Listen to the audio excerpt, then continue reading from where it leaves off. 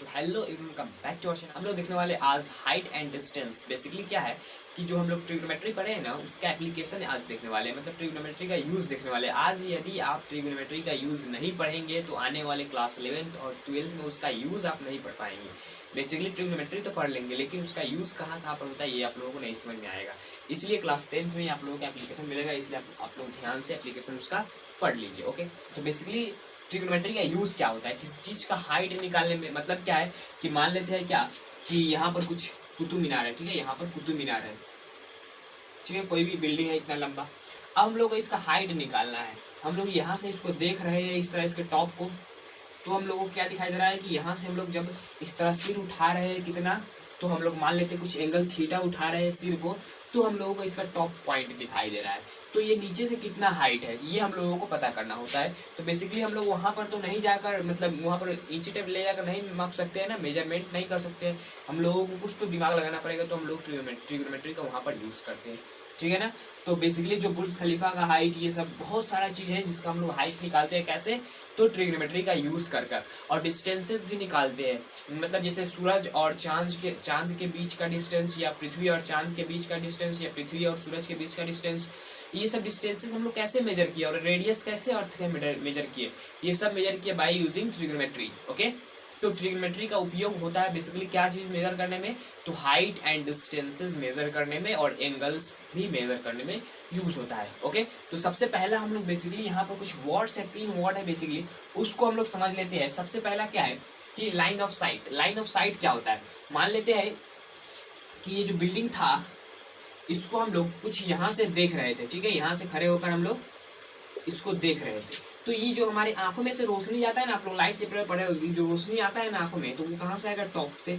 हम लोग देख रहे हैं तो रोशनी आएगा आंखों में। तो ये जो हम लोगों को लाइन ऑफ साइट, मतलब ये जो लाइन बना है ना, ये रे आया है लाइट आंखों में टॉप से, तो इसी को बोलते हैं लाइन ऑफ साइट। किस रास्ते से हम लोग उसको देखे हैं ये बात होता है, ठीक है ना। तो इसको बोलते हैं क्या? तो लाइन ऑफ साइट। यहाँ पर आप लोगों को दिखाई दे रहा होगा, यहाँ पर एक आदमी खड़ा हुआ है और ये हॉरिजॉन्टल लाइन है, और यहाँ पर ये लाइन ऑफ साइट गया, और यहाँ पर एक आदमी खड़ा हुआ है। नीचे की तरफ हम लोग जब ऊपर की तरफ देखेंगे तो ऊपर की तरफ लाइन जाएगा, नीचे की तरफ देखेंगे तो नीचे की तरफ लाइन जाएगा। उसी को हम लोग क्या बोलते हैं? Line of site. उसके अलावा क्या है? तो angle of elevation. Angle of elevation मतलब क्या है कि जब हम लोग क्या करते हैं, सर को उठाते हैं किसी चीज को देखने के लिए, तो उसको हम लोग बोलते हैं एंगल ऑफ एलिवेशन। तो इसको हम लोग किस तरह समझेंगे? एलिवेटर जो होता है ना, लिफ्ट जो होता है ना, लिफ्ट वो क्या करता है? ऊपर की तरफ जाता है। लिफ्ट क्या होता है? ऊपर की तरफ जाता है। मतलब क्या है कि लिफ्ट जब ऊपर की तरफ जाता है तो हम लोग मान लेते हैं इस तरह खड़े हॉरिजॉन्टली, ठीक है। अब जैसे ही लिफ्ट ऊपर जाएगा तो हम लोगों का हेड भी ऊपर जाना चाहिए, इस तरह ऊपर जाना चाहिए।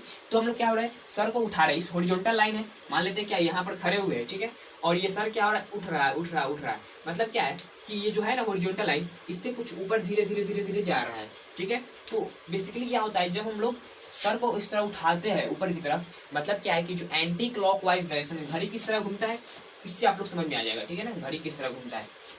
ये मान लेते हैं वॉच है, ठीक है, वॉच। तो वॉच का डायरेक्शन किस तरह होता है?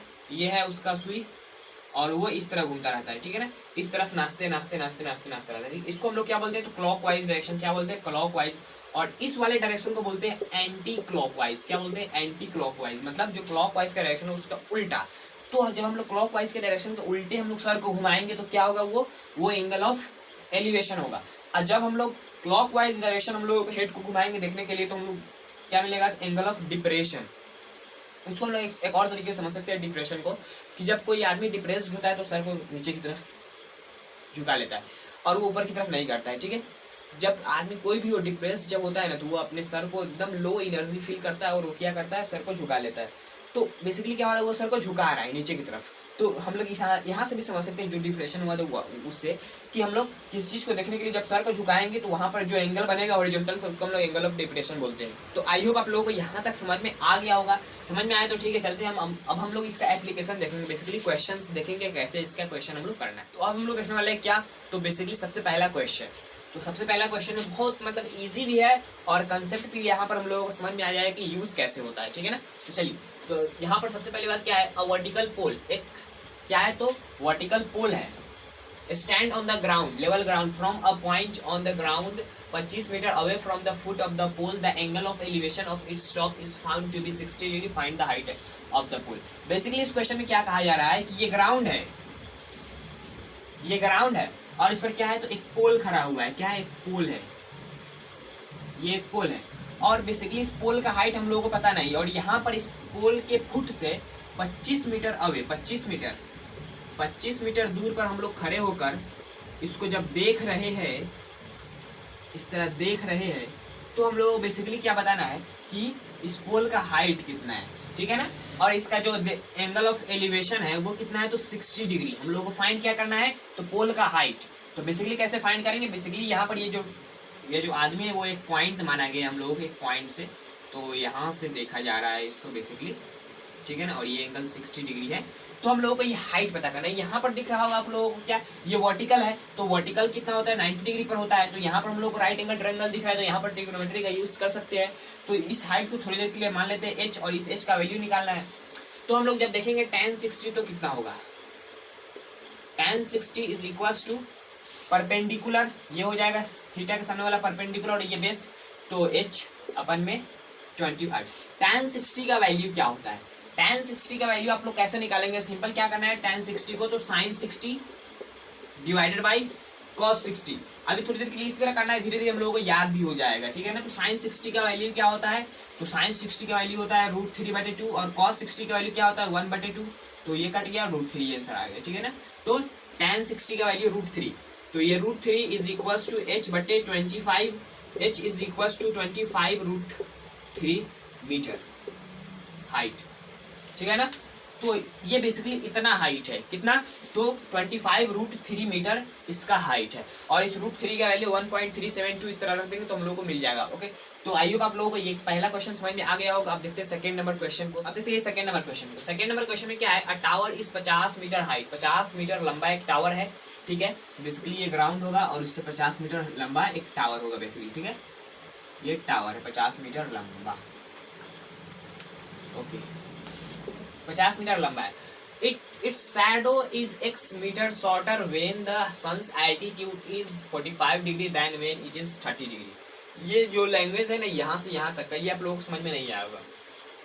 ये लैंग्वेज यही कह रहा है कि जब सन का एल्टीट्यूड 30 डिग्री था, ठीक है, सन का एल्टीट्यूड मतलब क्या, एल्टीट्यूड यहाँ पर डिस्टेंस नहीं नापना है, यहाँ पर हम लोग एंगल नापेंगे, एंगल ऑफ एलिवेशन, ठीक है ना। तो बेसिकली जो सन का एल्टीट्यूड था जब 30 डिग्री था ना, जो डिस्टेंस था ना, उससे जब 45 डिग्री हुआ तो उसमें से x डिस्टेंस छोटा हो गया। मतलब क्या है कि मान लेते हैं यहाँ पर 30 डिग्री पर था, इस P पॉइंट पर 30 डिग्री ये सन का, यहाँ से सन आ रहा था, यहाँ पर सन था, और ये क्या छोड़ रहा था अपना, तो रोशनी छोड़ रहा था। तो यहाँ से इसकी वजह से यहाँ पर शैडो बनेगा, ये वाला शैडो इस बिल्डिंग का यहाँ पर शैडो बनेगा, और ये एंगल ऑफ एलिवेशन कितना हो जाएगा 30 डिग्री।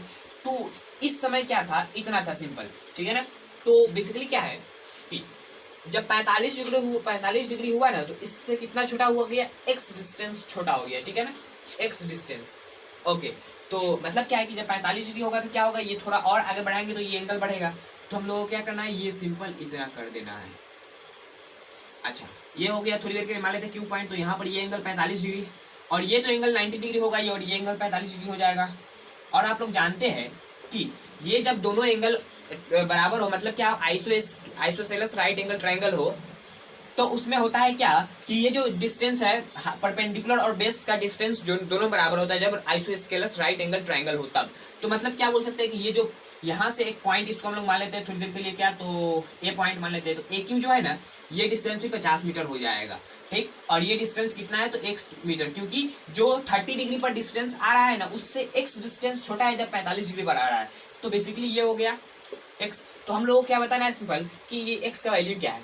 तो एक बार हम लोग क्या करेंगे, यहाँ से tan 45 का वैल्यू देखेंगे, और एक बार tan 30 का वैल्यू, ठीक है। तो tan 45 का वैल्यू देखेंगे ना, tan 45 degree is equals to perpendicular, तो perpendicular 50 metre divided by 50 metre, ठीक है ना, 50 मीटर डिवाइडेड बाई 50 मीटर, ठीक है। तो यहाँ पर बेसिकली हम लोगों को क्या मिल रहा है, सिंपल, तो 1 मिल रहा है, ठीक है ना। tan 45 डिग्री का वैल्यू हम लोगों को याद भी, और यहाँ से कैलकुलेशन के हिसाब से भी हम लोगों को मिल जा रहा है, ठीक है ना। तो tan 45 degree is equals to 1, ये आप लोग याद भी रखिएगा तो आप लोगों को काम देगा। अब उसके बाद यहाँ से tan 30 डिग्री देखते हैं, ठीक है। तो tan 30 degree is equals to, tan 30 degree क्या होगा, तो परपेंडिकुलर 50 डिग्री, ठीक है, और इस पॉइंट को हम लोग B मान लेते हैं। तो जब हम लोग ट्रायंगल क्या चीज में देखेंगे, तो ट्रायंगल AB और P, इस ट्रायंगल में देखेंगे तो यहाँ से हम लोग ये बोलेंगे, ठीक है ना। ओके, तो tan 30 degree is equals to perpendicular 50 divided by ये यहाँ पर डिस्टेंस ये टोटल कितना है, तो यहाँ से यहाँ तक का डिस्टेंस हम लोग को लेना पड़ेगा, तो कितना हो जाएगा x प्लस 50 मीटर, ठीक है ना। तो x प्लस 50। tan 30 का वैल्यू क्या होता है, तो हम लोग tan 60 का वैल्यू क्या देखे तो √3, tan 30 का वैल्यू क्या होगा तो 1/√3, ठीक है ना। 1/√3 is equal to 50/x plus 50। अब इसको हम लोग इनवर्स कर देंगे तो कितना हो जाएगा √3 is equal to x plus 50 divided by 50, ठीक है। ओके, तो अब हम लोग को सिंपल क्या करना है कि ये जो है ना 50 को हम लोग इधर लेंगे तो कितना हो जाएगा 50√3 is equal to x plus 50, ठीक है। इसको हम लोग यहाँ पर देखते हैं, ये 50 को हम लोग जब इधर ले जाएंगे तो क्या हो जाएगा x is equal to 50 √3 minus 50, यहाँ से 50 कॉमन होगा तो √3 माइनस 1, √3 का वैल्यू क्या होता है तो 1.73, कितना होता है तो 1.73 माइनस 1, तो यहाँ से 1 जब गायब होगा तो कितना हो जाएगा 50 इंटू 0.73, ठीक है ना। तो ये हो गया x का वैल्यू, इसको आप लोग कैलकुलेट करिएगा तो आप लोगों को मिल जाएगा। हम लोग इसको कैलकुलेट करेंगे सिंपल क्या होगा, ये 100 नीचे आएगा तो 52 जा, और इसको जब 2 से मल्टीप्लाई करेंगे तो 2 3 जा 16.5 कुछ समथिंग आएगा, ठीक है ना। तो बेसिकली ये 36 मीटर आएगा, कितना है तो 36.5 मीटर, ये जो क्या आया है तो इस x का वैल्यू आया है, ठीक है ना। ओके, तो बेसिकली यहाँ पर यही कंसेप्ट था, सिंपल कुछ नहीं करना था। जब 30 डिग्री देखिए, जब एंगल छोटा रहता है ना, जब एंगल छोटा है ये, तो बेसिकली यहाँ पर क्या होगा कि ये डिस्टेंस बड़ा होगा तभी ये एंगल छोटा होगा। मतलब क्या है कि देखिए यहाँ पर कोई चीज़ खड़ा है, ठीक है, और ये ग्राउंड है, तो इसको हम लोग देखेंगे यहाँ से, तो देखिए मान लेते हैं मेरे सामने यहाँ पर बिल्डिंग खड़ा हुआ है, ठीक है, मैं इसको देखूंगा इसका टॉप यहीं से, तो हम लोग क्या करना पड़ेगा, इस मेरे सर को इस तरह घुमाना पड़ेगा, ठीक है, और दूर से देखूंगा, दूर से यहाँ पर रखा हुआ, तो इस तरह हम लोग सिंपल देख सकते हैं ना, ज़्यादा सर को उठाना नहीं पड़ रहा है। तो बेसिकली क्या है, एंगल को हम लोग ज़्यादा नहीं बढ़ा रहे हैं, कम में एंगल बढ़ाकर हम लोग देख रहे हैं। जब ऑब्जेक्ट क्या है दूरी पर है, जब ऑब्जेक्ट क्या है लगेज में है, तो हम लोग को क्या करना पड़ रहा है तो सिंपल इस तरह उठाना पड़ रहा है सर को, ठीक है। तो यहाँ से हम लोग समझ सकते हैं। ओके, तो अब हम लोग देखते हैं 3rd नंबर क्वेश्चन। ये 3rd नंबर क्वेश्चन है, इसको हम लोग देखते हैं। ये आप लोगों को CBSE में आया है, ठीक है ना। तो 3 साल आया ये लगातार, ये 2010, 2015 और 2017 लगातार कब आया है तो 3 साल, 2010 में आया है और 2015 में आया है और 2017 में लगातार, मतलब एक साल 4 साल इस तरह गैप करके आया है ये क्वेश्चन, ठीक है ना। तो इसलिए मैं आप लोगों को ये करा रहा हूँ। सिंपल क्या है, the angle of elevation of a cloud from a point 6 metre above the surface of water of a lake is 30 degree and the angle of depression of its shadow is in water of the lake is 60 degree. Find the height of the cloud from the surface of water. Simple क्या बोला गया है कि ये एक मान लेते हैं कि ये एक लेक है, ठीक है, थोड़ा और इसको नीचे बनाता हूँ, इसको मैं मिटा दे रहा हूँ, ठीक है ना। यहाँ पर क्या है कि एक लेक है, इस लेक से 60 मीटर ऊपर एक पॉइंट है P, इस पॉइंट से एक क्लाउड है, यहाँ पर क्या है तो एक क्लाउड है। इस क्लाउड को हम लोग जब देख रहे हैं ना इस पॉइंट से, तो ये जो एंगल बन रहा है हॉरिजॉन्टल से वो कितना है, तो वो एंगल 30 डिग्री बताया जा रहा है हम लोगों को, ठीक है ना। अब ये जो हम लोगों को मिला है यहाँ तक, ये है ना, ये क्लाउड का हम लोगों को यहाँ पर क्या मिला है, एक परछाई मिला है, ठीक है ना, उसका शैडो मिला है। सिंपल क्या है कि इस पॉइंट से हम लोग जब देखेंगे ना इसका शैडो, तो इतना जो डिस्टेंस है उतना ही अंदर की तरफ डिस्टेंस पर बनेगा, क्योंकि हम लोगों को एक चैप्टर में क्या है रिफ्रैक्शन नहीं है, इसी की वजह से तो यहीं पर वो क्लाउड का क्या बनेगा तो शैडो बनेगा। तो ये जो डिस्टेंस होगा ना, ये टोटल डिस्टेंस कुछ h होगा, तो ये भी डिस्टेंस कितना होगा तो h होगा, ठीक है ना। तो बेसिकली क्या हो जाएगा ये वाला डिस्टेंस। अब हम लोगों को क्या बोला गया, यहाँ से लेकर ये वाला जो है ना, ये वो एंगल ऑफ डिप्रेशन, ये 60 डिग्री हम लोगों को दिया गया है। हम लोगों को क्या बताना है कि ये जो वाटर है ना, इससे इस क्लाउड का हाइट बताना है ये h। तो हम लोगों को ये तो 60 मीटर मिल गया, कैसे, तो यहाँ से हम लोगों को इस पॉइंट का मिल गया है। इस वाले पॉइंट को हम लोग थोड़ी देर के लिए मान लेंगे x, ठीक है। अब हम लोग इसको x मानेंगे, तो जैसे ही x मानेंगे ना, तो ये टोटल डिस्टेंस कितना होगा, ये जितना होगा उतना ही हो जाएगा। तो h का वैल्यू क्या होगा, तो h is equal to 60 plus x हो जाएगा।